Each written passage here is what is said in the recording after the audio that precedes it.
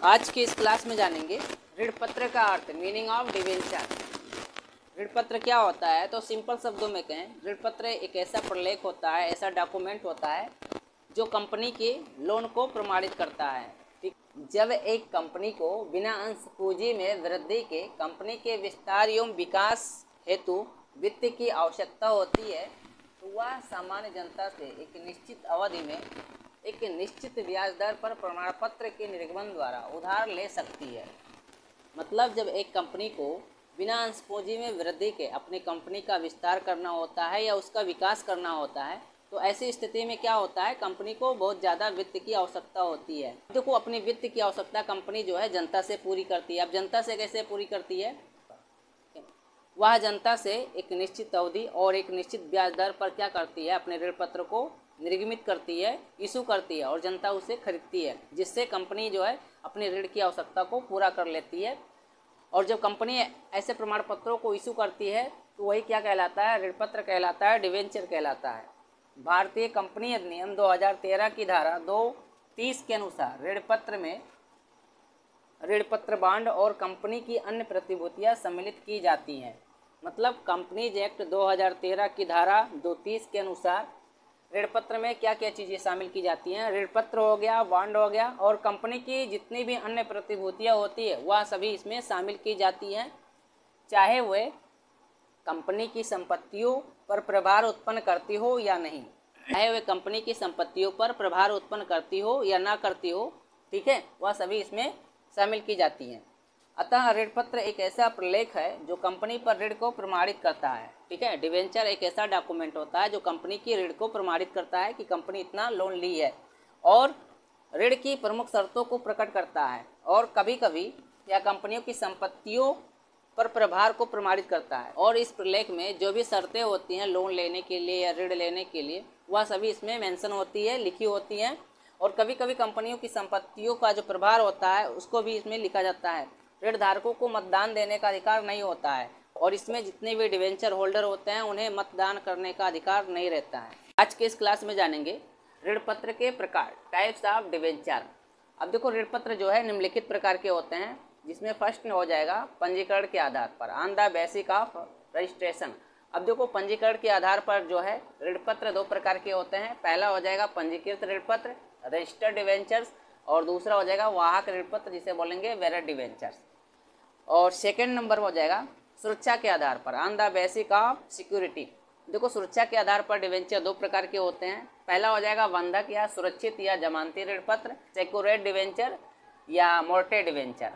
और दूसरा नंबर हो जाएगा गैर जमानती या नग्न या असुरक्षित ऋण पत्र, अनसिक्योर्ड या नेक डिवेंचर जिसे बोलते हैं। और थर्ड नंबर हो जाएगा परिवर्तनीयता के आधार पर, on the basis of convertibility. परिवर्तनीयता के आधार पर जो है डिवेंचर दो प्रकार के होते हैं। पहला हो जाएगा परिवर्तनीय ऋण पत्र, कन्वर्टिबल डिवेंचर, और दूसरा नंबर हो जाएगा अपरिवर्तनीय ऋण पत्र, non convertible debenture. Fourth number हो जाएगा शोधनीयता के आधार पर। देखो, ऑन द बेसिस ऑफ रिडीमेबिलिटी। देखो, शोधनीयता के आधार पर ऋण पत्र जो है दो प्रकार के होते हैं। पहला हो जाएगा शोध ऋण पत्र, रिडेम्बल डिवेंचर, और दूसरा हो जाएगा अशोध ऋण पत्र, इरिडेम्बल डिवेंचर। और फिफ्थ नंबर हो जाएगा भुगतान के आधार पर, on the basis of payment. अब देखो, भुगतान के आधार पर डिवेंचर दो प्रकार के होते हैं, जिसमें पहला हो जाएगा प्रथम ऋण पत्र, फर्स्ट डिवेंचर, और दूसरा हो जाएगा द्वितीय ऋण पत्र, सेकेंड डिवेंचर। देखो, डिवेंचर के प्रकार में एक एक डिवेंचर को डिटेल में जानेंगे, जिसमें पंजीकरण के आधार पर पहला हो जाएगा पंजीकृत ऋण पत्र, रजिस्टर्ड डिवेंचर। अब देखो, पंजीकृत ऋण पत्र या रजिस्टर्ड डिवेंचर क्या होता है? पंजीकृत ऋण पत्र वह ऋण पत्र होता है जिसमें धारक का नाम जो है कंपनी के रजिस्टर में लिखा जाता है और जिसका नाम जो है ऋण पत्र पर तथा ऋण पत्र धारियों के रजिस्टर पर लिखा रहता है, और वही जो है ऋण पत्र का वैध धारक होता है, मालिक होता है। ऐसे ऋण पत्रों पर ऋण पत्र की राशि तथा भुगतान का वचन दिया जाता है। यदि ऋण पत्र के लिए संपत्तियों पर प्रभार भी है तो उसका भी उल्लेख उसमें किया जाता है। और रजिस्टर्ड ऋण पत्रों में निम्नलिखित बातों का उल्लेख किया जाता है, जिसमें पहला पॉइंट हो जाएगा मूल ऋण राशि के भुगतान का वचन, और दूसरा पॉइंट क्या होता है, ब्याज के भुगतान का वचन, और तीसरा पॉइंट क्या होता है, यदि ऋण पत्र के लिए किसी संपत्ति पर प्रभार है तो उसका भी उल्लेख उसमें होना चाहिए। और चौथा जो है उसमें जो भी शर्तें होती है उन सभी को लिखा जाता है। दूसरा नंबर हो जाएगा वाहक ऋण पत्र, वेरर डिवेंचर। अब देखो वाहक ऋण पत्र या वेरर डिवेंचर क्या होता है। वाहक ऋण पत्र एक ऐसा ऋण पत्र होता है जिसे केवल सुपुर्दगी के द्वारा ही हस्तांतरित किया जा सकता है या ट्रांसफर किया जा सकता है, और इनके लिए कंपनी के कार्यालय में पंजीकरण कराने की या रजिस्ट्रेशन कराने की आवश्यकता नहीं होती है। वाहक ऋण पत्र में ब्याज उस व्यक्ति को दिया जाता है जो उसका धारक होता है। ब्याज के सुगम भुगतान के लिए वाहक ऋण पत्रों के साथ क्या होता है, कूपन लगा दिए जाते हैं। धारक जो है इन कूपन को किसी बैंक के माध्यम से के बैंक में भुगतान के लिए क्या करता है, उसको प्रस्तुत करता है। यदि क्वेश्चन में सुरक्षित ऋण पत्र पूछता है या बंधक ऋण पत्र पूछता है या जमानती ऋण पत्र पूछता है तो सबका मीनिंग क्या होगा, एक ही होगा। इसके लिए आप कंफ्यूज मत होइएगा, ठीक है। अब देखो बंधक ऋण पत्र क्या होता है। ऋण पत्रों के साथ जो है कंपनी की कोई भी संपत्ति क्या होती है, जमानत के रूप में रखी जाती है, बंधक के तौर पर रखी जाती है, जिस पर इस प्रकार के ऋण पत्रों का प्रभार होता है। यदि कंपनी जो है इन ऋण पत्रों के भुगतान करने में असमर्थ होती है तो वह इस संपत्ति को बेचकर क्या करेगी, अपने ऋण का भुगतान कर सकेगी, ठीक है, या कर सकती है। तो एक कंपनी जो है अपनी संपत्तियों पर जो प्रभार लगाती है, चार्ज लगाती है, वह निम्नलिखित है, जिसमें पहला पॉइंट हो जाएगा विशेष संपत्ति पर स्थिर प्रभार के माध्यम से। दूसरा पॉइंट हो जाएगा चल प्रभार के माध्यम से। तीसरा पॉइंट हो जाएगा स्थिर एवं चल दोनों प्रभार के माध्यम से, ठीक है। और सुरक्षा के आधार पर दूसरा प्रकार हो जाएगा गैर जमानती या नग्न या असुरक्षित ऋण पत्र, ठीक है, अनसिक्योर्ड या नेक्ड डिवेंचर। अब देखो गैर जमानती ऋण पत्र क्या होता है।